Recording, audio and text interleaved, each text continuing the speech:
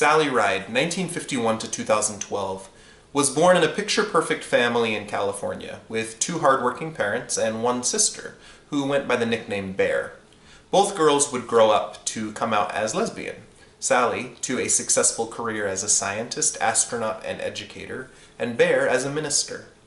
Sally adored science growing up, and she worked hard to establish herself in a field thoroughly dominated by men, both in school and in her career. A nationally ranked tennis player all through college, and acquainted with Billie Jean King, Sally got her PhD in physics and was an expert in the interactions of X-rays with the interstellar medium. Sally had her first romantic relationship in college with a woman. On a whim in 1978, Sally applied to join NASA, and she was selected for their space program.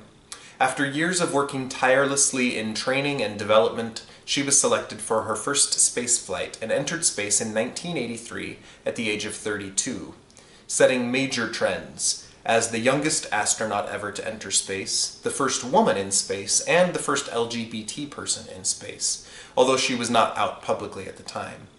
Though she left NASA a few years later in 1987, Sally stayed affiliated with NASA her whole career, investigating the explosions of the Challenger and the Columbia.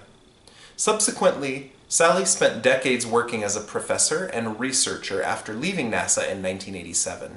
She had a particular love of children and worked hard to find mediums to teach children about space, including writing children's books. And she worked to inspire young girls, especially in the middle school and junior high age, to want to be scientists.